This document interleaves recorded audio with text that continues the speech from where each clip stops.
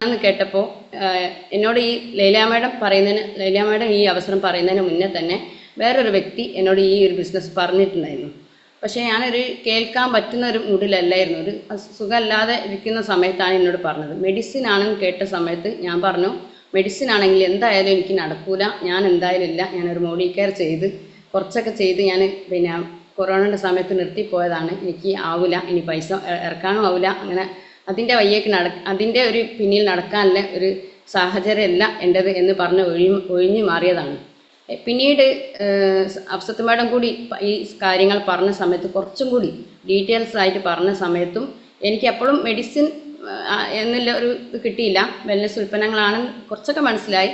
എന്നാലും അത് വിൽക്കാൻ കഴിയുമെന്നുള്ള ഒരു ഇതൊന്നും ഇല്ലായിരുന്നു. പേസ്റ്റും ഞാൻ വിചാരിച്ചത് എന്തായാലും ഞാൻ ജോലിക്ക് പോകുന്നുണ്ട്, എന്തെങ്കിലും ഒരു എക്സ്ട്രാ എന്തെങ്കിലും ഒരു വരുമാനം കിട്ടണം എന്നുള്ള ആഗ്രഹിച്ച് നിൽക്കുമ്പോഴാണ് എൻ്റെ വീട്ടിലേക്ക് അഫ്സത്ത് മാഡം വരുന്നത്. അപ്പോൾ ഞാൻ ചിന്തിച്ചത് ഇങ്ങനെയാണ്, ജോലിൻ്റെ ഇടയിൽ എന്തെങ്കിലും 2 പേസ്റ്റോ 3 പേസ്റ്റോ എന്തെങ്കിലും ഒരു പേസ്റ്റ് വിറ്റാൽ 50 രൂപ കിട്ടുമല്ലോ, അപ്പോൾ എന്തെങ്കിലും ചെറിയ വരുമാനം ഉണ്ടാക്കാമല്ലോ എന്നുള്ള ഒരു ഉദ്ദേശത്തോടു കൂടിയാണ് ഈ ബിസിനസ്സിൽ കടന്നു വരുന്നത്. അങ്ങനെ ഞാൻ ജോലി ചെയ്യുന്നതിൻ്റെ ഇടയിൽ എന്തെങ്കിലും സൈഡായിട്ട് ചെയ്യുന്ന ഒരു വ്യക്തിയും കൂടിയാണ്. അപ്പോൾ ഞാൻ ഫസ്റ്റിൽ റീറ്റെയിലിങ്ങിനാണ് ഞാൻ ഫോക്കസ് ചെയ്തത്. തുടക്കത്തിൽ എനിക്ക് കുറച്ച് പ്രൊഡക്റ്റ് എടുത്തു. അത് ഞാൻ ഈ പ്രൊഡക്റ്റ് ആരെങ്കിലും വാങ്ങുമോ എന്നുള്ള സംശയമാണ്. പിന്നെ ഇത് ആരെങ്കിലും വാങ്ങിക്കിട്ടണ്ടേ, ആരാ വാങ്ങാം? ഞാൻ ഇതൊക്കെ പറയുന്നത് തുടക്കക്കാർക്ക് വേണ്ടിയിട്ടാണ്. ഒരുപാട് ലീഡേഴ്സ് ഉണ്ടാവും, കേട്ടിട്ട് മടുപ്പുണ്ടെങ്കിൽ ക്ഷമിക്കണം. തുടക്കക്കാർക്ക് ഒരു സംശയങ്ങളാണല്ലോ, ഇതാരാ വാങ്ങാം എന്നുള്ളൊരു ഇത്. അപ്പോൾ ഞാൻ എന്ത് ചെയ്തു, എന്തായാലും ഞാൻ ജോലിക്ക് പോകുന്നുണ്ട്, വീടാന്തരം കയറുന്നുണ്ട്. അപ്പോൾ അതിൻ്റെ ഇടയിലൂടെ നമുക്ക് കൊണ്ട് നോക്കുക എന്നുള്ളൊരു ധൈര്യത്തിൽ ഞാൻ കുറച്ച് പേസ്റ്റുകളൊക്കെ എൻ്റെ ബാഗിൽ വെച്ചു, എൻ്റെ പോക്കറ്റിലിട്ടു. അങ്ങനെ ചെറിയ രീതിയിലൊക്കെ പറയാൻ തുടങ്ങി ഫസ്റ്റത്തെ ദിവസം. അങ്ങനെ ഞാൻ എൻ്റെ ജോലി തന്നെ വീടാന്തരങ്ങൾ കയറി ഇറങ്ങുന്നൊരു ജോലിയാണ്. അപ്പോൾ അതുകൊണ്ട് ഞാൻ പല വീടുകളിലും ഞാനിത് കാണിച്ച സമയത്ത് ഇത് എൻ്റെ വീട്ടിലുണ്ട്, അല്ല ഞാനിത് സ്ഥിരമായിട്ട് ഉപയോഗിക്കുന്നുണ്ട് എന്ന് കേട്ടപ്പോൾ എനിക്കൊരു സമാധാനമായി. ഇതെല്ലാവരും ഉപയോഗിക്കുന്ന ഒരു പ്രൊഡക്റ്റാണ്, അപ്പോൾ ഇത് നമുക്ക് വിൽക്കാൻ കഴിയുമെന്നുള്ളൊരു വിശ്വാസമായി. അങ്ങനെ എന്തായാലും ഹരിതകർമ്മസേന പോകുന്നുണ്ടെങ്കിലും ആ ജോലിനോടും ആത്മാർത്ഥത കാണിക്കരുത്. അതിൻ്റെ പകുതി ഏറ്റവും കൂടുതൽ ഞാൻ പ്രൊഡക്റ്റിനെ കുറിച്ച് പറയുന്നതും ആണ്. ഞാൻ ജോലിൻ്റെ സൈഡിൽ കൂടെ അത്രേ സമയം ഉണ്ടാവുള്ളൂ. അങ്ങനെ പറഞ്ഞ് ഒരു സ്ഥിരം കസ്റ്റമറൊക്കെ ആക്കി അതിൻ്റെ ഇടയിൽ എങ്ങനെയെങ്കിലും നമ്പർ വാങ്ങിക്കൊണ്ടുവരും. അത് എൻ്റെ ജോലി ഏകദേശം ഒരു 3-4 മണിയൊക്കെ ആവും കഴിയാൻ. അപ്പോൾ അതിന് ശേഷം വീട്ടിൽ വന്ന് അല്ലെങ്കിൽ കിട്ടുന്ന സമയം എങ്ങനെയെങ്കിലും റീറ്റെയിൽ ചെയ്യാനും ഞാൻ ശ്രമിച്ചിട്ടുണ്ട്. അതിനുശേഷം വീട്ടിൽ വന്നിട്ട് നമ്മളെ കാര്യങ്ങൾ കഴിഞ്ഞിട്ട് ഈ കൊണ്ടുവന്ന നമ്പറൊക്കെ ഞാൻ സേവ് ചെയ്ത് അവരുടെ വാട്സപ്പിലൊക്കെ നിരന്തരമായിട്ട് നമ്മളെ ഗ്രൂപ്പിൽ വരുന്ന ഓരോ വീഡിയോസും കാര്യങ്ങളൊക്കെ ഞാൻ അയച്ചു കൊടുത്തു. അങ്ങനെ നിരന്തരമായി പരിശ്രമിച്ച കുറേ കസ്റ്റമർ എനിക്ക് ഉണ്ടായി. ഞാൻ തുടക്കത്തിൽ പറഞ്ഞ കാര്യം, എനിക്ക് കുടുംബക്കാരൊന്നുമില്ല, എൻ്റെ കൂടെ ബന്ധങ്ങൾ ഉപയോഗിച്ച് ചെയ്യുന്ന ബിസിനസ്സാണല്ലോ, ഒരാൾ പോലും എൻ്റെ കൂടെ വരൂല എന്ന് പറഞ്ഞ വ്യക്തിയാണ്. ഏതായാലും റീറ്റെയിലിംഗ് ഫോക്കസ് ചെയ്തതുകൊണ്ട് റീറ്റെയിലിങ്ങിലൂടെയാണ് എനിക്ക് ടീമിനുണ്ടായത്. പിന്നെ ഞാൻ കുറച്ചൊക്കെ കാര്യങ്ങൾ ചെയ്തു തുടങ്ങിയപ്പോൾ എനിക്ക് മനസ്സിലായി, എന്നെപ്പോലെ കഷ്ടപ്പെടുന്ന അല്ലെങ്കിൽ വരുമാനത്തിൽ ആഗ്രഹിക്കുന്ന വ്യക്തികളെ എനിക്കിതിൽ കൊണ്ടുവരണം എന്നുള്ള വല്ലാത്തൊരു ആഗ്രഹമായിരുന്നു. അങ്ങനെ ഞാൻ റിക്രൂട്ട്മെൻറ്റിലേക്ക് നീങ്ങി. തുടക്കത്തിൽ ഒരു 2-3 മാസമൊക്കെ റീറ്റെയിൽ തന്നെ ആയിരുന്നു കേട്ടോ ചെയ്തിരുന്നത്. GTSനും കാര്യങ്ങൾക്ക് ഒരു വർഷം വന്നല്ലാതെ മീറ്റിംഗ് ഒന്നും കേട്ടിയില്ല. ശരിക്കും ഈ ബിസിനസ് ചെയ്യേണ്ടത് നമ്മൾ കാര്യമായിട്ടുള്ള മീറ്റിങ്ങുകൾ, എല്ലാ മീറ്റിങ്ങുകളും പങ്കെടുക്കണം. അങ്ങനെ ചെയ്താൽ മാത്രമേ നമുക്ക് എന്ത് ചെയ്യാൻ പറ്റുള്ളൂ, എല്ലാ പ്രോഡക്റ്റും നമ്മൾ യൂസ് ചെയ്യും, നമ്മൾ കൊടുക്കാൻ എന്താ പറയുക, അതിൻ്റെതായ രീതിയിൽ പറഞ്ഞു കൊടുക്കാനുള്ള ഒരു കഴിവ് ഉണ്ടാവുള്ളൂ.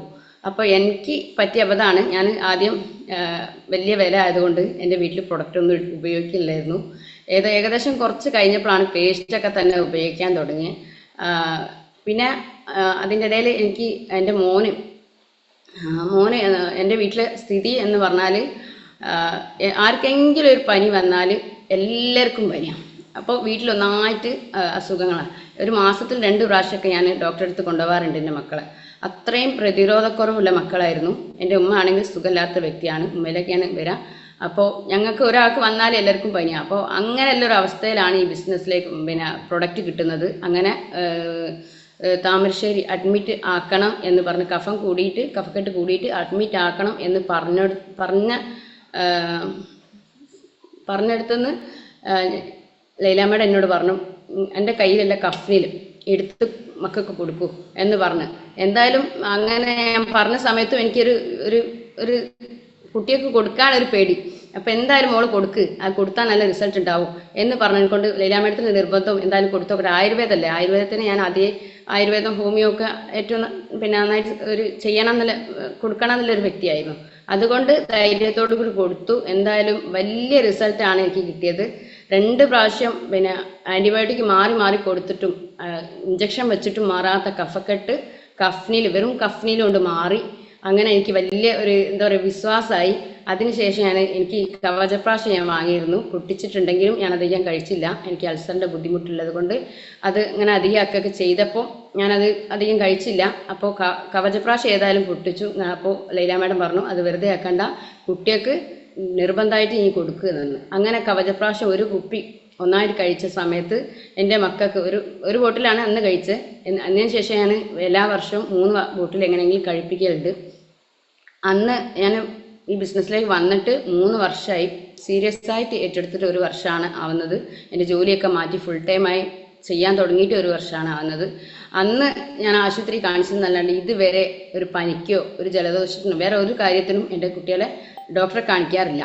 അത് ഏറ്റവും വലിയൊരു നിധിയായിട്ടാണ് ഞാൻ കാണുന്നത്. എന്താ വെച്ചാൽ നമ്മളെ കുടുംബത്തിന് വേണ്ടിയിട്ടാണല്ലോ ഏറ്റവും കൂടുതൽ നമ്മൾ അധ്വാനിക്കുന്നത്.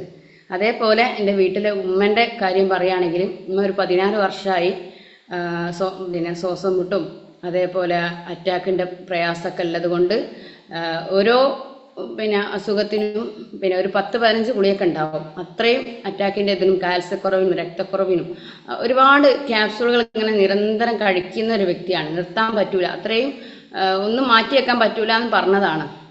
ആയുർവേദം ഒന്നും നമുക്ക് ചെയ്തു നോക്കിയിട്ട് ഫലിക്കൂല, അത്രയും അഡിക്റ്റാണ്. അങ്ങനെയുള്ള ഒരു അവസ്ഥയിൽ നിന്ന് എൻ്റെ ഉമ്മനെ ഞാൻ നിർബന്ധിച്ചിട്ടില്ല. എന്താ വെച്ചാൽ ഉമ്മ ഓൾറെഡി ഇങ്ങനെ ഇത്രയും മരുന്ന് കുടിക്കുന്ന ആളായതുകൊണ്ട് നിർബന്ധിച്ചില്ല. ഞാനിങ്ങനെ മോർണിംഗ് മീറ്റുകൾ കേൾക്കുന്ന സമയത്ത് ഉമ്മയും കൂടി ഇത് കേൾക്കാൻ തുടങ്ങി. അങ്ങനെ ഓരോന്നും ഉമ്മ എന്നെ ചോദിച്ച് ഉമ്മ എന്നെ ഞാൻ കുടിക്കട്ടെ എന്നുള്ളൊരു നിലയിലെത്തിയപ്പോൾ ഓരോ പ്രൊഡക്റ്റും കൊടുത്തു. വെൽഹാർട്ട്, സ്പൈരുലിന, അതേപോലെ നോവേദന, അങ്ങനെ ഉള്ള പ്രൊഡക്റ്റുകൾ. കവചപ്രാശം, കഫ്നിൽ ഏറ്റവും കൂടുതൽ എനിക്ക് നമുക്ക് ചെറിയൊരു പൊടിയൊക്കെ പോയാൽ ചുമച്ചിട്ട് ഇങ്ങനെ മൂത്രം വരെ ഉറ്റിപ്പോയിന്, അത്രയും വലിയൊരു ചുമയായിരുന്നു.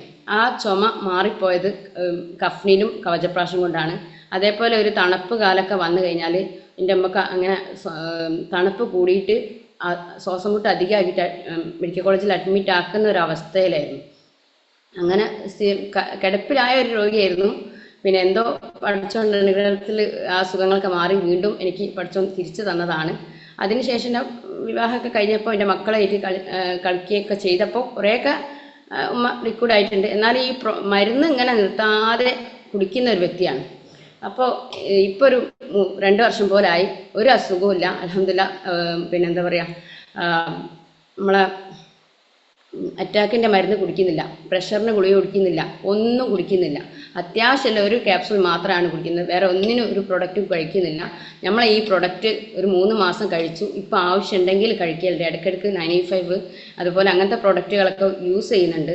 എന്തായാലും നമ്മളെ പ്രൊഡക്റ്റ് ഒന്നിനും മെച്ചാണ്. നമ്മൾ ഓരോന്നും യൂസ് ചെയ്യുമ്പോഴാണ് അതിൻ്റെതായ ഒരു വാല്യൂ നമുക്ക് മനസ്സിലാവുക. വർഷങ്ങളോളം പഴക്കമല്ല അസുഖമാണ് മാറിയത്. അത് തന്നെ എനിക്ക് വലിയൊരു നേട്ടമാണ്.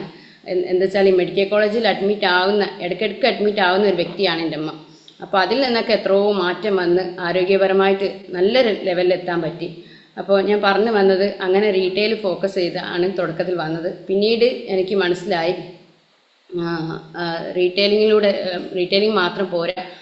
അന്ന് ഹരിതകർമ്മസേന പോകുന്ന സമയത്ത് ഈ ഐഡി അടിച്ചിട്ടുണ്ട്. ഒരു ചെറിയൊരു പരിക്ക് പറ്റി ഞാൻ ഒരു 15 ദിവസം പോലെ വീട്ടിൽ കിടന്നിരുന്നു. ആ സമയത്താണ് ഞാൻ തിരിച്ചറിഞ്ഞത്, ഇതുവരെ ഞാൻ വേറെ ഏതോ കമ്പനിക്ക് വേണ്ടിയിട്ടാണ് ഇത്രയും കാലം ഞാൻ അധ്വാനിച്ചത്. അപ്പോൾ അന്നാണ് ഞാൻ തിരിച്ചറിഞ്ഞത്, ശരിക്കും നമ്മൾ മൈ ലൈഫിൽ അധ്വാനിക്കുന്ന സമയത്ത് നമ്മൾ റീറ്റെയിൽ ചെയ്താലും നമുക്ക് കാര്യമാണ്, റിക്രൂട്ട്മെൻറ്റ് ചെയ്താലും കാര്യമാണ്, എന്ത് ചെയ്താലും നമുക്ക് എന്താ പറയുക എല്ലാവർക്കും കൂടി വിജയിക്കാൻ പറ്റിയ, അല്ല എനിക്ക് വേണ്ടി എൻ്റെ ബിസിനസ്സാണ്, എനിക്ക് വേണ്ടിയിട്ട് എന്തെങ്കിലും ചെയ്യാൻ പറ്റുന്ന ഒരു അവസരമാണ് മൈ ലൈഫ് സ്റ്റൈൽ. ബാക്കി എല്ലാ ജോലികളും നമുക്ക് മറ്റുള്ളവർക്ക് വേണ്ടിയിട്ടാണ് നമ്മൾ സമയം കളയുന്നത്.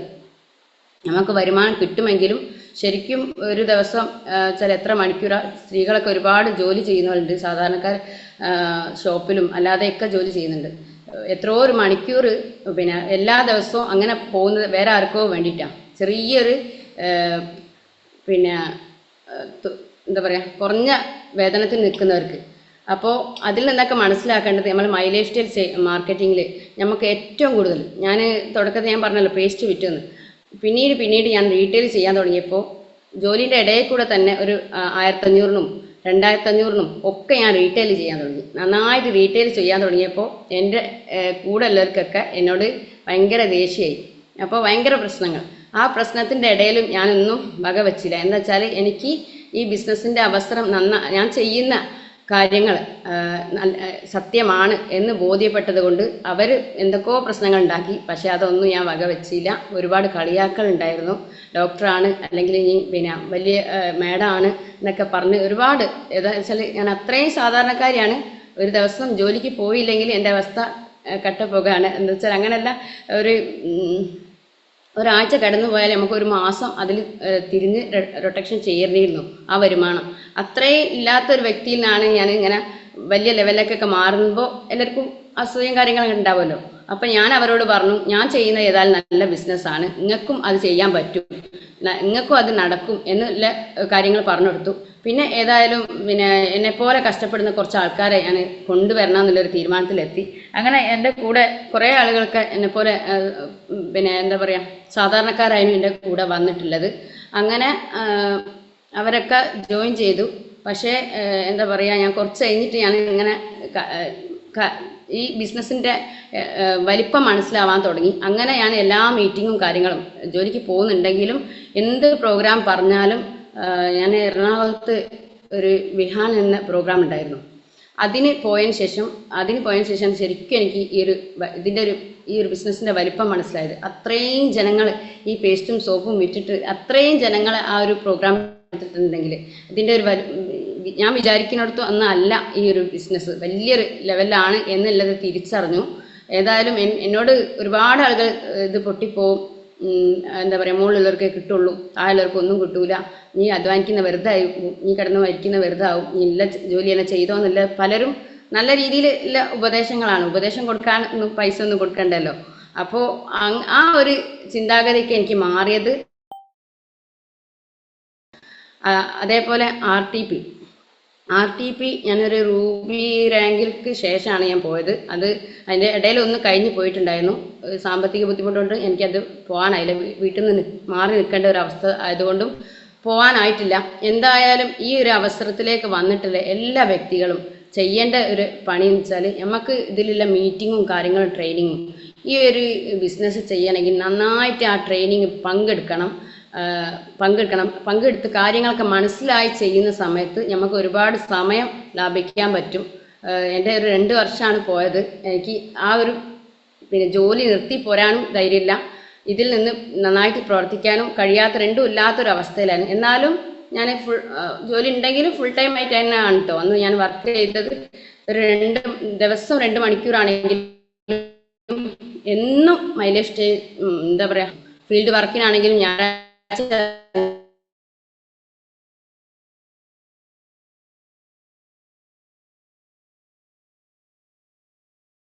സമയത്തൊക്കെ മാഡം നിങ്ങൾ എന്തെങ്കിലും ആക്കിയിട്ട് നിങ്ങൾ അച്ചീവ്മെന്റ് കാണിച്ചു കൊടുക്കണം ടീമിന്. അപ്പോൾ ഓട്ടോമാറ്റിക്കായിട്ട് ആൾക്കാർ വരും. എനിക്ക് എപ്പോഴും ഉള്ള പരാതിയാണ്, ഏറ്റവും കൂടുതൽ പരിഭവം പറയുന്ന ഒരു വ്യക്തിയാണ് എൻ്റെ കൂടെ ആരാ വരിക, എൻ്റെ കൂടെ ആരാ ജോയിൻ ചെയ്യുക എന്നുള്ള ഒരു ഇതായിരുന്നു. ഏതായാലും RTP പ്രോഗ്രാം കേട്ടു. അതിലൂടെ കുറേ കാര്യങ്ങൾ എനിക്ക് മനസ്സിലായി. ഈ ബിസിനസ് എങ്ങനെയാണ് ചെയ്യേണ്ടത്, ഏത് രീതിയിലാണ് ഇത് കൊണ്ടുപോകേണ്ടത് എന്നൊക്കെ മനസ്സിലായി. അതിൻ്റെ RTP കേട്ട് പിറ്റേ ദിവസം തന്നെ എൻ്റെ ആദ്യത്തെ അയൽവാസിൻ്റെ അടുത്ത് ഞാൻ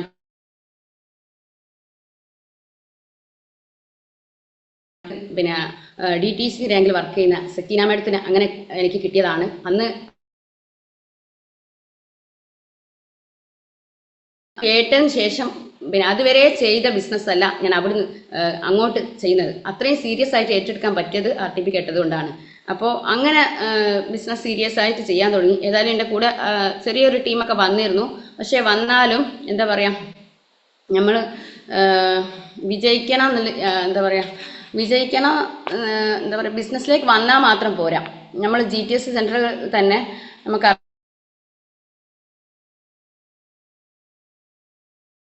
ഏറ്റെടുത്തോളന്നില്ല. അപ്പോൾ ഞാൻ മനസ്സിലാക്കിയത്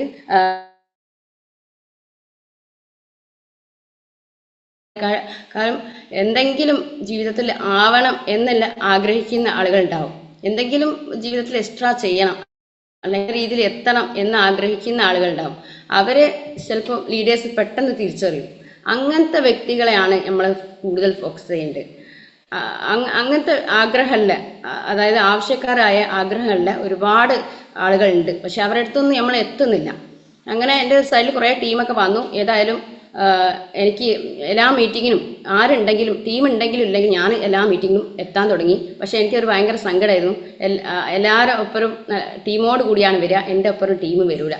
എന്താ വെച്ചാൽ അവരെയും സാധാരണക്കാരാണ്, അവർക്കിത് മനസ്സിലായിട്ടില്ല. എന്തായാലും ടീം GTSും കാര്യങ്ങളും കേൾക്കാത്തത് കൊണ്ടും എൻ്റെ RTP പ്രോഗ്രാം അങ്ങനത്തെ നല്ല നല്ല നമ്മൾ ട്രെയിനിങ്ങുകളൊക്കെ കേൾക്കാത്തത് കൊണ്ടായിരിക്കാം അവർക്ക് എന്നെപ്പോലെ വിജയിക്കാൻ കഴിഞ്ഞില്ല. അപ്പം ഞാൻ പറഞ്ഞു വരുന്നത്, അതിൻ്റെ ഇടയിൽ നമ്മൾ തുടക്കക്കാരായ ലീഡേഴ്സ് ഉണ്ടാവും. അവർക്ക് വേണ്ടി പറയാണ്, നമ്മളൊരു ബ്രോൺസ് റാങ്ക് തൊട്ട് ഒരു TC ആവുന്നത് വരെ കുറേ പ്രയാസങ്ങൾ ഉണ്ടാവും തുടക്കക്കാരായതുകൊണ്ട്. വരുമാനം ഉള്ളവരാണെങ്കിലും ഇനി സാമ്പത്തികം ഇല്ലാത്തവരാണെങ്കിലും. അപ്പോൾ എന്ത് ചെയ്യാം, നമുക്ക് കുറേയൊക്കെ നമ്മൾ അങ്ങോട്ട് മുടക്കുന്നതായിട്ടേ നമ്മൾ കാണുന്നുള്ളൂ. പക്ഷേ ഈ മുടക്കുന്ന ക്യാഷൊക്കെ എപ്പോൾ കിട്ടും? നമ്മൾ പിടിച്ച് നിന്ന് ഒരു TC, ATC, DTC ഒക്കെ ആവുന്ന സമയത്ത് നമുക്ക് ഓട്ടോമാറ്റിക്കായിട്ട് നമുക്ക് വരുമാനം വരാൻ തുടങ്ങും. നമ്മളൊരു TC ആകുമ്പോൾ തന്നെ നമുക്കൊരു വല്ലാത്തൊരു ഉത്തരവാദിത്വ ബോധവും കാര്യങ്ങളൊക്കെ വരുന്ന സമയത്ത് നമുക്ക് എന്താ പറയുക, വരുമാനം സ്ഥിരമായിട്ട് കിട്ടുന്ന ഒരു അവസ്ഥയിലേക്ക് എത്തും എന്നുള്ളത് ഉറപ്പാണ്. പക്ഷേ പല ആളുകളും ചെയ്യുന്നത് ഒരു ബ്രോൺസ്, സ്റ്റാർ എന്നൊക്കെ ഒരു റാങ്കിലെത്തിയിട്ട് ഒരു ക്ഷമയില്ലാതെ നിർത്തിപ്പോകുന്നവരാണ്. വരുമാനം കിട്ടുന്നില്ല അല്ലെങ്കിൽ കുറേ പണിയെടുക്കണം എന്നുള്ള ഒരു ചിന്താഗതിയാണ് പലർക്കും ഉണ്ടാവുക. അപ്പോൾ അതുകൊണ്ട് എനിക്ക് പറയാനുള്ളത്, ഈ ഒരു ബിസിനസ്സിൽ പിടിച്ചു നിൽക്കുക. അയ്യൂബ് സാർ ഒരു വാക്ക് ഞാൻ കണ്ടെടുക്കുകയാണ്. നമ്മൾ വലിയ റാങ്കിലെത്തുമ്പോൾ ഇപ്പോൾ കിട്ടുന്ന വരുമാനമൊക്കെ നമുക്ക് നിത്യ ചെലവിനും അല്ലെങ്കിൽ നമുക്ക് മീറ്റിങ്ങിനും ട്രെയിനിങ്ങിനൊക്കെ പോകാനും അങ്ങനെ എല്ലാ കാര്യങ്ങൾക്ക് മാത്രമേ കിട്ടുന്നുള്ളൂ. നമ്മളോട് ലീഡർമാർ പറയുന്നത് ഒരു 3 വർഷമെങ്കിലും നിങ്ങൾ ഈ ബിസിനസ്സിൽ പിടിച്ചു നിൽക്കണം എന്നുള്ള പറയാറുണ്ട്. ആ പിടിച്ചു നിൽക്കുകയും നമ്മൾ പ്രവർത്തിക്കുകയും ആത്മാർത്ഥമായിട്ട് ഏറ്റെടുത്ത്, നമ്മൾ പിടിച്ചു നിന്നാൽ മാത്രം പോരാ, ആത്മാർത്ഥമായിട്ട് പ്രവർത്തിക്കാനും നന്നായിട്ട് ക്ഷമിച്ചു നിൽക്കാനും അതേപോലെ കൂട്ടത്തിൽ പരിശ്രമിക്കുകയൊക്കെ ചെയ്താലേ നമുക്ക് ഉറപ്പായിട്ടും വിജയിക്കാൻ കഴിയും. അതിനുള്ളൊരു തെളിവാണ് ഞാൻ. ഒരുപാട് പ്രാവശ്യം എനിക്ക് നെഗറ്റീവ് വന്നിട്ടുണ്ടെങ്കിലും എന്നെ ഇങ്ങനെ ലീല മാഡം ഒരുപാട് പ്രാവശ്യം പറഞ്ഞിട്ട്, മോളെ നീ രക്ഷപ്പെടും, നീ പിടിച്ചു നിൽക്ക്. ഈ ഒരു ബിസിനസ്സിൽ ഏറ്റവും വേണ്ടത് ക്ഷമയാണ്. നമ്മൾ കുറച്ച് തുടക്കക്കാർക്കൊക്കെ വരുമാനം കിട്ടാൻ ചെറിയ വരുമാനങ്ങളായിരിക്കും 450, 1500 പക്ഷേ അതൊക്കെ എന്താണ്, അത് തുടക്കമാണ്. നമുക്ക് കിട്ടും എന്നുള്ള ഉറപ്പാണ്. നമ്മളോട് ലീഡർമാർ പറയുന്നത് തന്നെ കിട്ടും എന്നാണ്. അത് നമുക്ക് ബോധ്യപ്പെടാൻ വലിയ റാങ്കിൽ എത്തുമ്പോഴാണ്. ആ റാങ്കിൽ എത്തുന്നവരെ നമ്മൾ ഈ ബിസിനസ്സിൽ നിന്നാലല്ലേ അത് തിരിച്ചറിയാൻ കഴിയുള്ളൂ. അപ്പോൾ ആ ഒരു നമ്മളെ കൊണ്ടുവന്നിട്ടുള്ള ലീഡർമാരെ കാര്യമായിട്ട് വേണ്ടത്, നമ്മളെ കൊണ്ടുവന്നിട്ടുള്ള ലീഡർമാർ വിശ്വസിക്കാൻ ചില അവർ പറയുന്നത് ചില തുടക്കക്കാർക്കൊക്കെ ചിലപ്പോൾ എനിക്ക് തോന്നിയിട്ടുണ്ട്, ലീഡർമാർക്ക് എന്തോ കിട്ടാൻ വേണ്ടിയിട്ടാണ് ഇങ്ങനെ ഓരോന്നും ഇങ്ങനെ ചെയ്യിപ്പിക്കുന്നത് തുടക്കത്തിൽ. അങ്ങനെ പിന്നെ എനിക്ക് മനസ്സിലായി, ആ ലീഡർമാർ ഓർക്ക് വേണ്ടിയിട്ടല്ല, എനിക്ക് വേണ്ടിയിട്ടാണ് പറയുന്നത്. അവർക്കറിയാം ഇത്ര ഒരാൾക്ക് ഇങ്ങനെ ചെയ്യാൻ പറ്റും, എന്താ പറയുക, എത്രത്തോളം ഓലെ കൊണ്ട് പ്രൊഡക്റ്റ് എടുത്താൽ ഓല ഇതിൽ നിൽക്കും എന്നുള്ളത് ലീഡർമാർക്ക് തിരിച്ചറിയാൻ കഴിയും. അപ്പം നമ്മളെ രക്ഷപ്പെടുത്തുക എന്നുള്ളൊരു ചിന്താഗതിയാണ് ലീഡർമാർക്കുള്ളത്. അതാണ് ഏറ്റവും വലിയ ഉദ്ദേശം. പക്ഷെ അത് തിരിച്ചറിയാൻ വൈകിപ്പോവും. അതുകൊണ്ടാണ് പലരും നിർത്തിപ്പോവാൻ കാരണം എന്നാണ് ഞാൻ പറയുന്നത്. എല്ലാവർക്കും ഒന്നും ഇങ്ങനെ അനുഭവം ഉണ്ടാവില്ല, എൻ്റെ അനുഭവമാണ് ഞാൻ പറയുന്നത്. പിന്നെ അതുപോലെ തന്നെ തുടക്കക്കാർ ശ്രദ്ധിക്കേണ്ടത്, നമ്മളൊരു പേസ്റ്റ് കൊടുത്താൽ പോലും അവരുടെ നമ്പർ വാങ്ങിയിട്ട് അവരെ എന്താ പറയുക നിത്യമായിട്ട് കൃത്യേന ഫോളോ അപ്പ് ചെയ്ത് കഴിഞ്ഞാൽ അവർ ഇന്നല്ലെങ്കിൽ നാളെ ബിസിനസ്സിലേക്ക് വരും, ഉറപ്പാണ്. നമ്മൾ എന്ത് പ്രൊഡക്റ്റ് കൊടുത്താലും അവരെ നമ്പർ വാങ്ങുകയും അവരെ കാര്യങ്ങൾ ഫോളോ അപ്പ് ചെയ്യും, അവരെ അഡ്രസ്സ് വാങ്ങുകയും. പിന്നെ നമുക്ക് ഹോൾസെയിലായിട്ട് ഒരു വീട്ടിലേക്ക് വേണ്ട സാധനങ്ങൾ, ഒരു 1000 രൂപേൻ്റെ പ്രൊഡക്റ്റ് നമ്മളെ പ്രൊഡക്റ്റ് എല്ലാവർക്കും ഉപയോഗിക്കാൻ പറ്റിയ പ്രൊഡക്റ്റാണ്. അങ്ങനെ എല്ലാ വീട്ടുകാർക്കും കൊടുക്കാൻ പറ്റിയ ഒരു പ്രൊഡക്റ്റ് തന്നെയാണ്. ഏതായാലും നമ്മൾ എല്ലാവരും പുറത്തുനിന്ന് വാങ്ങുന്ന പ്രൊഡക്റ്റുകളൊക്കെ നമ്മളെ പ്രൊഡക്റ്റ് ഹൈജീനിക് പ്രൊഡക്റ്റാണ്, പിന്നെ വെൽനസ് ഉൽപ്പന്നങ്ങളാണ്, ഒരുപാട് നന്മയുള്ള പ്രൊഡക്റ്റാണ്. നമുക്ക് വാങ്ങിയാൽ വരുമാനം കിട്ടും, ആരോഗ്യം കിട്ടും, ഒക്കെ ഉള്ളതാണ്. അതൊക്കെ പറഞ്ഞ് മനസ്സിലാക്കി കൊടുക്കുകയാണെങ്കിൽ എല്ലാവരും ഇതിൽ ഐഡിയ അടിക്കാനും അതേപോലെ പ്രൊഡക്റ്റ് ഉപയോഗിക്കാനൊക്കെ സാധിക്കും. ഒരാളെ പോലെ നമ്മൾ ഒഴിവാക്കരുതെന്നാണ് എനിക്ക് പറയാനുള്ളത്. നമ്മൾ ഇന്ന് നിസ്സാരമായിട്ട് കാണുന്ന പേസ്റ്റ് അധികം ആളുകളും പേസ്റ്റൊക്കെ കൊടുത്തിട്ട് പിന്നെ ആ ഭാഗത്ത് തിരിഞ്ഞു നോക്കൂല. പക്ഷേ ഈ പേസ്റ്റ് കൊടുത്തവർക്ക് വീണ്ടും പേസ്റ്റ് വാങ്ങുകയും അതുപോലെ അവർക്ക് എന്തെങ്കിലും ബുദ്ധിമുട്ടുകളൊക്കെ നമ്മൾ സ്റ്റാറ്റസ് വെക്കുന്ന സമയത്ത് അവർ കാണുന്നുണ്ടാവും. പക്ഷേ അവരെ നമ്പറും കാര്യങ്ങളൊന്നും നമ്മൾ സേവ് ചെയ്തിട്ടില്ലെങ്കിൽ അവർ കാണൂലല്ലോ. അപ്പോൾ അവർക്ക് നിത്യമായിട്ട് വിട്ടുകൊടുത്താൽ, ഇന്നിപ്പോൾ എനിക്ക് നല്ല അനുഭവമുണ്ട്. ഞാൻ അങ്ങനെ ഫോക്കസ് ചെയ്ത ആളുകൾ എന്നിലൂടെ വന്നിട്ടില്ലെങ്കിലും എൻ്റെ ടീമിലൂടെ അവർ വരുന്നുണ്ട്. എൻ്റെ സ്റ്റാറ്റസ് കണ്ടിട്ടും ഞാനൊരു ഗ്രൂപ്പ് തുടങ്ങി, അതിലൂടെയൊക്കെ ടീം വന്നിട്ടുണ്ട്. അധികം റീറ്റെയിലിങ്ങിലൂടെയും ആണ് എനിക്ക് ടീം വന്നിട്ടുള്ളത്. ഏതായാലും പിന്നെ നമ്മൾ വിചാരിച്ചോളം വലിയ കച്ചവടങ്ങൾ അല്ല, വലിയ ടീമൊന്നും ആയിട്ടില്ലെങ്കിലും, എനിക്ക് തുടക്കത്തിൽ വലിയ ടീമൊന്നും ആയിട്ടില്ലായിരുന്നു. ആയ ടീം ചെയ്തിട്ടുണ്ടായിരുന്നു. എന്നാലും ഞാൻ എന്ത് ചെയ്തു, ആര് ചെയ്താലും ചെയ്തില്ലെങ്കിലും ഞാൻ എന്തായാലും വിജയിക്കണം എന്നുള്ളൊരു തീരുമാനം ഉണ്ടായിരുന്നു. ഞാൻ ഒരു കാര്യം എന്താ പറയുക, നമ്മൾ ഉറപ്പിച്ചിറങ്ങിയാൽ ഒരു കാര്യം സത്യമാണെന്ന് തിരിച്ചറിഞ്ഞു കഴിഞ്ഞാൽ അതിൻ്റെ അറ്റം കണ്ടിട്ടേ നിർത്താൻ പാടുള്ളൂ. അങ്ങനെ ഒരു തീരുമാനം നമ്മൾ എടുക്കണം. നമ്മൾ എന്തായാലും ഒരു കാര്യത്തിന് ഇറങ്ങി അതിൽ വ്യക്തമായി പഠിക്കുകയും അത് സത്യമാണെന്ന് തിരിച്ചറിഞ്ഞു കഴിഞ്ഞാൽ പിന്നെ അതിൽ മാറിക്കരുത്. അതിൻ്റെ അവസാനം കണ്ടിട്ടേ നിർത്താവൂ. എന്ത് പ്രയാസം വന്നാലും, എന്ത് ബുദ്ധിമുട്ട് വന്നാലും, സാമ്പത്തിക ബുദ്ധിമുട്ട് വന്നാലും, വേറെ എന്ത് ബുദ്ധിമുട്ട് വന്നാലും, ഇനി നമ്മളെ വീട്ടുകാരൊക്കെ സപ്പോർട്ട് ചെയ്തെന്ന് വരില്ല. അവർക്ക് അറിയില്ല, അതുകൊണ്ടാണ് അവർ സപ്പോർട്ട് ചെയ്യാത്തത്. അപ്പോൾ അവർ എന്നാണോ തിരിച്ചറിയുന്നത്, അപ്പോൾ അവരെ സപ്പോർട്ടും കൂടി കിട്ടും. അപ്പോൾ ഫാമിലി അടക്കം ചെയ്യേണ്ടതാണ്. തുടക്കത്തിൽ എൻ്റെ ഉമ്മയാണ് ഏറ്റവും കൂടുതൽ ഈ ബിസിനസ്സിൽ അവസരത്തിലേക്ക് വരാൻ എന്നെ പ്രേരിപ്പിച്ചിട്ടുണ്ടെങ്കിലും കുറച്ച് കഴിഞ്ഞപ്പോൾ എന്നെ വീട്ടിൽ തീരെ കിട്ടാതായി. അങ്ങനെ ആകുന്ന സമയത്ത് എൻ്റെ ഉമ്മക്ക് എന്താ പറയുക, വിഷമായി. മക്കളെ ഒന്നും നോക്കുന്നില്ല, ഇങ്ങനെ ഫീൽഡിൽ ഇങ്ങനെ പോവാണല്ലോ. വരുമാനം ഞാൻ ഒരു 2 വർഷം ആയ സമയത്ത് ഞാൻ ജോലിയൊക്കെ ഒഴിവാക്കി. ഏകദേശം എനിക്ക് ടീമിനും അതേപോലെ എല്ലാ ട്രെയിനിങ്ങിനും മീറ്റിങ്ങിനും ഒന്നും പങ്കെടുക്കാൻ കഴിയാത്തൊരു വിഷമം കൊണ്ട് ഞാൻ എന്ത് ചെയ്തു, നല്ലൊരു വരുമാനത്തിൽ എത്തുമെന്ന് എനിക്കറിയാം. പക്ഷേ എൻ്റെ ജോലി ഒഴിവാക്കാൻ എനിക്ക് മനസ്സ് സമ്മതിച്ചില്ലായിരുന്നു. ആ 2 വർഷം എനിക്കിപ്പോൾ പോയതാണ്, നഷ്ടപ്പെട്ടതാണ്. ശരിക്കും അന്ന് തന്നെ ഞാൻ നല്ല രീതിയിൽ ഫോക്കസ് ചെയ്തിട്ടുണ്ടെങ്കിൽ എനിക്ക് നന്നായിട്ട് കുറച്ചും കൂടി ടീമിനെ കൊണ്ടുപോകാമായിരുന്നു. നമ്മൾ തുടക്കക്കാരായ ആളുകൾ ശ്രദ്ധിക്കേണ്ടത് ഏറ്റവും നല്ല സമയമാണ് നമ്മൾ ബ്രോൺസ് തൊട്ട് പിന്നെ TC വരെ. ആ ഒരു സമയത്ത് നന്നായിട്ട് ഹാർഡ് വർക്ക് ചെയ്താൽ നല്ലൊരു ടീമിനെ ഡെവലപ്മെൻറ്റ് ആക്കാൻ പറ്റും, ഉറപ്പാണ്. അപ്പോൾ അത് നിങ്ങൾ എന്ത് ചെയ്യുക, പിന്നെ നമ്മളൊരു കോഴ്സ് പോലെ നമ്മളെ മക്കളൊക്കെ ശരിക്കും പിന്നെ 1, 2, 3 നിന്ന് പറഞ്ഞിട്ട് 10ാം ക്ലാസ്സിൽ എത്തുന്നവരെ അല്ലെങ്കിൽ അവർക്കൊരു ജോലി കിട്ടുന്നത് വരെ നമ്മൾ എന്ത് ചെയ്യും, നമ്മൾ അങ്ങോട്ട് പൈസ കൊടുത്തിട്ടും അവരെ കൃത്യമായി പഠിപ്പിച്ച് കൊണ്ടുപോകുന്നുണ്ട്. അതേപോലെ നമ്മളും ഇതിൽ മുടക്കുന്ന പൈസകളൊക്കെ നമ്മൾ എഴുതി വെക്കുക, ഉറപ്പായിട്ടും തിരിച്ച് കിട്ടും. അപ്പോൾ എഴുതി വെക്കുകയും ഇത് പഠിക്കാൻ നമ്മൾ തയ്യാറാവുകയും ചെയ്യുക, പഠിക്കുകയും പ്രവർത്തിക്കുകയും ചെയ്യുക. അങ്ങനെ ചെയ്യുന്ന സമയത്ത് നമുക്ക് ഓട്ടോമാറ്റിക്കായിട്ട് നമുക്ക് ടീം വരും. അങ്ങനെ എൻ്റെ ടീം നന്നായിട്ട് വന്നിട്ടില്ലെങ്കിലും ഞാൻ എന്ത് ചെയ്തു, ഞാൻ എന്തായാലും ഇതിൽ ഉറച്ച് നിൽക്കുകയാണ്. ഞാൻ എൻ്റെ ടീമിനോട് ഇപ്പോഴും പറയലുണ്ട്, നമ്മളെ കൂടെ ആൾ വന്നില്ലെങ്കിൽ എന്താ കുഴപ്പം, നമുക്ക് എന്താ പ്രശ്നം, നമുക്ക് റീറ്റെയിലിംഗ് അറിയില്ലേ, റീറ്റെയിലിംഗ് ചെയ്യാൻ നമുക്ക് പഠിച്ചു കഴിഞ്ഞാൽ നമുക്ക് ഒരു ടെൻഷനും ഇല്ല. നമുക്ക് വരുമാനം അല്ലെങ്കിൽ നമ്മളെ കയ്യിൽ പ്രൊഡക്റ്റ് ഇല്ലേ, നല്ലൊരു വരുമാനം ഉണ്ടാക്കിക്കൂടെ എന്ന് ഞാൻ പറയാറുണ്ടായിരുന്നു. ഏതായാലും ഞാൻ അന്നിട്ട എഫക്റ്റിൻ്റെ ഫലമായിട്ട് എനിക്ക് ഇന്നിപ്പോൾ നല്ലൊരു ടീമിനെ കിട്ടി. നല്ലൊരു ടീം എൻ്റെ ലെഫ്റ്റും റൈറ്റും നല്ലൊരു ടീം വന്നിട്ടുണ്ട്. അപ്പോൾ അവർ എന്നേക്കാൾ കഴിവില്ല, എനിക്കൊരു കഴിവില്ല, വിദ്യാഭ്യാസ കുറവാണ്. ഞാൻ പറഞ്ഞല്ലോ, തുടക്കത്തിൽ എൻ്റെ ഉമ്മയാണ് എന്നെ വളർത്തിയത്. ഒരുപാട് പിന്നെ ഭക്ഷണത്തിന് വരെ ബുദ്ധിമുട്ടുന്ന ഒരു അവസ്ഥയിൽ നിന്നാണ് എന്നെ വളർത്തിയത്. അതുകൊണ്ട് ഒരുപാട് വിദ്യാഭ്യാസം പഠിക്കായിട്ടല്ല കേട്ടോ, ആഗ്രഹം ഉണ്ടായിട്ടുമല്ല, അന്നത്തെ സാഹചര്യം അങ്ങനെയായിരുന്നു. അതുകൊണ്ട് എനിക്ക് പിന്നെ ഈ വിദ്യാഭ്യാസം ഇല്ലാത്തത് കൊണ്ട് തന്നെ പിന്നെ എന്താ പറയുക, ഇതൊന്നും എനിക്ക് കഴിയൂല എന്ന് തന്നെ എനിക്ക് തോന്നുന്നു. ഈ ഒരു ക്ലാസ് എടുക്കാനോ അല്ലെങ്കിൽ ആളുകളോട് സംസാരിക്കാനോ അല്ലെങ്കിൽ ഈ ബിസിനസ് ചെയ്യാനോ ടെക്നിക്കലായിട്ടുള്ള കാര്യങ്ങൾ, ഫോണിൽ ചെയ്യുന്ന കാര്യങ്ങൾ, ID അടിക്കുന്നതും KYC ചെയ്യുന്നതും കാര്യങ്ങൾ നോക്കാനൊന്നും എനിക്കറിയില്ലായിരുന്നു. അത് എൻ്റെ എന്താ പറയുക, ഗ്രേറ്റ് ലീഡറെ ഷായ് സാറും അഫ്സത്ത് മേഡം ആണ് എനിക്ക് ഏറ്റവും കൂടുതൽ സപ്പോർട്ട് ചെയ്തത്. പിന്നെ നമുക്ക് വേണ്ടത് നല്ല ആഗ്രഹം. നമ്മൾ എന്തും ആഗ്രഹിച്ച് ചെയ്യണം. അറിയൂലെങ്കിൽ നമ്മൾ അത് എന്താ പറയുക നേടിയെടുക്കണം എന്നുള്ളൊരു ആഗ്രഹം വേണം. ആ ഒരു ആഗ്രഹം ഉണ്ടെങ്കിൽ ഉറപ്പായിട്ടും എല്ലാ കാര്യങ്ങളും നമുക്ക് സ്വയം ഏറ്റെടുക്കാൻ നമുക്ക് പ്രാപ്തരാകും. നമ്മൾ എന്താ പറയുക എന്നും ലീഡർമാരെ തന്നെ താങ്ങിക്കാതെ നമ്മൾ സ്വന്തം ബിസിനസ് ആണ് എന്ന് ബോധത്തോടു കൂടി നമ്മൾ ഏറ്റെടുക്കാം. അങ്ങനെ ഏറ്റെടുക്കുന്ന സമയത്താണ് നമ്മളെ ഉള്ളിൻ്റെ ഒരു വിശ്വാസം വരികയും നമുക്ക് തന്നെ പല രീതിയിലുള്ള കഴിവുകളും പഠിച്ചോ നമുക്ക് തന്നിട്ടുണ്ട്. ഭൂമിയിൽ ആരെങ്കിലും ജയിപ്പിച്ചിട്ടുണ്ടെങ്കിൽ എല്ലാവർക്കും കഴിവുകളുണ്ട്. പല രീതിയിലാണ്, ഒരാൾക്ക് തന്ന പോലെ ആയിരിക്കില്ല എല്ലാവർക്കും.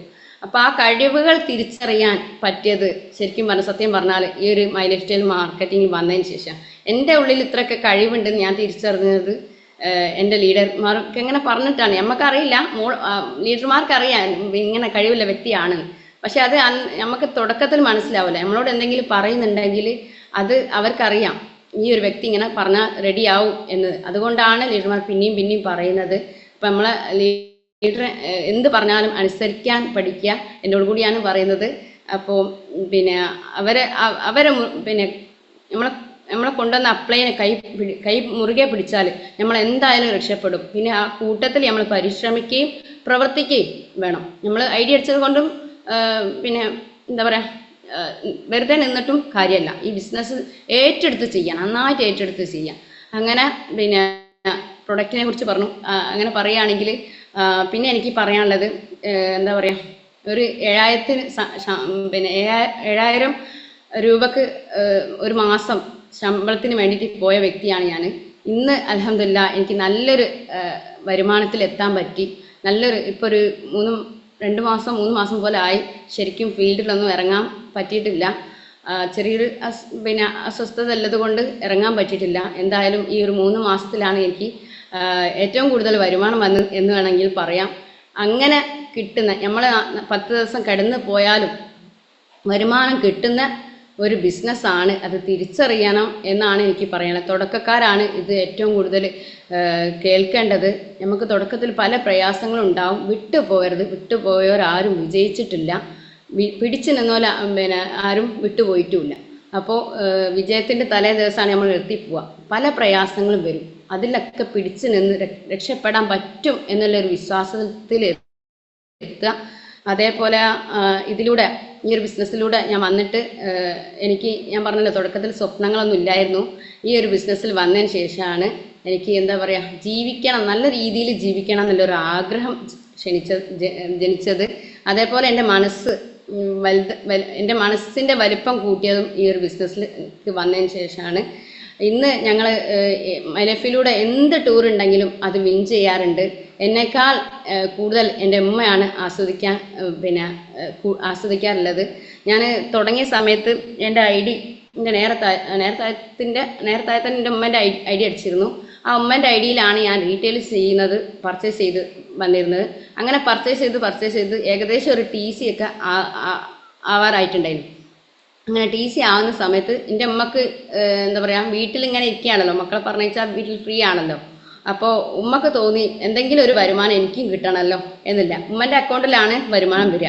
അങ്ങനെ ഇട്ട തന്നെ ഒരു ട്രിക്കാണെന്നൊക്കെ പറയാമല്ലോ. ഉമ്മൻ്റെ അക്കൗണ്ടിലേക്ക് വരുമാനം വരുമ്പോൾ ഞാനിങ്ങനെ വാങ്ങും. അങ്ങനെ വാങ്ങുന്ന സമയത്ത് ഉമ്മക്ക് തോന്നി എനിക്ക് ഈ വരുമാനം എടുത്തൂടെ. ഉമ്മക്ക് ആകെ ഉള്ള വരുമാനം പെൻഷൻ മാത്രമല്ല. ഉമ്മക്ക് എന്തെങ്കിലും കാണിക്കണമെങ്കിൽ സ്വന്തം കാര്യത്തിനൊക്കെ മക്കൾക്കൊക്കെ വാങ്ങിക്കൊടുക്കണമെങ്കിൽ വരുമാനം വേണമല്ലോ. അപ്പോൾ അത് എൻ്റെ എന്താ പറയുക ഉമ്മക്ക് എന്തായാലും സ്വന്തം കാലിൽ നിൽക്കണം എന്നുള്ളൊരാഗ്രഹം. 74 വയസ്സായി. ആ ഉമ്മ ഏതായാലും ചെറിയ രീതിയിൽ തുടങ്ങിയതാണ്. ന്യൂസ് സ്റ്റാറൊക്കെ എനിക്ക് ടീമൊക്കെ വലുതാകുന്ന സമയത്ത് എനിക്ക് റീറ്റെയിലിംഗ് നടക്കാത്തത് കൊണ്ട് അടുത്തുള്ള വീടുകളിലൊക്കെ നിങ്ങൾ കൊടുത്തോളി എന്നൊരു വാക്ക് ഞാൻ പറഞ്ഞു. അങ്ങനെ ഏതായാലും ഉമ്മ തുടങ്ങി നോക്കുമ്പോൾ ഉമ്മക്ക് നല്ല വരുമാനം കിട്ടാൻ തുടങ്ങി. ഉമ്മൻ്റെ ഇഷ്ടത്തിനനുസരിച്ച് എൻ്റെ മക്കൾക്ക് വാങ്ങിക്കൊടുക്കാനും അല്ലാതെയൊക്കെ വരുമാനം കിട്ടാൻ തുടങ്ങിയപ്പോൾ ഉമ്മ നന്നായിട്ട് ഏറ്റെടുത്ത് ചെയ്തു. ഇപ്പോൾ ATC ടച്ചിങ് ആണ്. ഇപ്പം അടുത്ത് ATC ആവും. അപ്പോൾ ഉമ്മ ഇതിലൂടെ വരുമാനം ഉണ്ടാക്കി സ്വന്തമായി ഒരു അലമാര വാങ്ങിയിട്ടുണ്ട്. അതേപോലെ ഉമ്മയും കൂടി സപ്പോർട്ട് ചെയ്യാൻ തുടങ്ങിയപ്പോൾ ഉമ്മൻ്റെ ഉമ്മയും ഞാനും കൂടി എൻ്റെ വീട്ടിലെ പിന്നെ മുറ്റം നമ്മൾ കട്ട പാകിയിട്ടുണ്ട്. അത് ഞങ്ങൾ രണ്ടാളും കൂടിയാണ് ചെയ്തത്. നമ്മൾ എന്താ പറയുക, എനിക്കൊരു ലക്ഷ്യം ഇതിൻ്റെ ഈ ബിസിനസ്സിലേക്ക് വരുന്നതിന് മുന്നേ തന്നെ ഞാൻ പറഞ്ഞല്ലോ 7000-ൻ്റെ വരുമാനത്തിൽ നിന്നാണ് ഈ ബിസിനസ്സിലേക്ക് വരുന്നത്. ആ 7000-ലും ഒരു തുക ഞങ്ങൾ അന്ന് മാറ്റി വെക്കലുണ്ടായിരുന്നു. എന്തെങ്കിലും ഒരു എന്താ പറയുക, എന്തെങ്കിലും മാറ്റി വെക്കണം എന്നുള്ളൊരു ചിന്താഗതി ഉള്ള വ്യക്തിയായിരുന്നു. അതുകൊണ്ടാണ് നമ്മൾ എന്താ പറയുക, ദൈവം ബാധി നമ്മൾ ബാധി എന്നാണല്ലോ. നമുക്ക് എന്ത് വേണമെങ്കിലും നമുക്കൊരു ലക്ഷ്യം വേണം, ഒരു ഗോൾ വേണം. ആ ലക്ഷ്യം ഉള്ളത് കൊണ്ട് തന്നെ മൈ ലൈഫിൽ വന്നിട്ടും ഞങ്ങൾക്ക് ലക്ഷ്യം ഉണ്ടായിരുന്നു. ഈ ഒരു ബിസിനസ്സിൽ വന്നതിന് ശേഷം മൊബൈൽ വാങ്ങി. രണ്ടാമത്തെ മൊബൈലാണ് ഞാൻ ഇപ്പോൾ ഉപയോഗിക്കുന്നത്. ഒരു മൊബൈൽ 12,000-ന് വാങ്ങിയതാണ്. ശരിക്കും ഈ മൊബൈൽ ഞാൻ കൊറോണയുടെ സമയത്താണ് ഇങ്ങനത്തെ ഒരു മൊബൈൽ തന്നെ ഞാൻ കാണുന്നത്. ഇത് തീരെ ഉപയോഗിക്കാത്തൊരു വ്യക്തിയാണ്. ഹരിതകർമ്മസേനയിൽ പോകുന്നതിന് ശേഷമാണ് ഞാൻ വാട്സപ്പ് കൈകാര്യം ചെയ്തത്. അങ്ങനത്തെ ഒരു കാര്യങ്ങളും നമുക്ക് ആവശ്യമില്ല, അതുകൊണ്ട് നമുക്ക് ഇങ്ങനത്തെ വലിയ ഫോൺ ആവശ്യമില്ല എന്നുള്ളൊരു ചിന്താഗതിയാണ്. അത്രയും എന്താ പറയുക, എൻ്റെ ഇതിൻ്റെ മുന്നേ ഞാൻ പറഞ്ഞിട്ടുണ്ട്, എന്നാലും ഞാൻ ഒന്നുകൂടി പറയാണ്.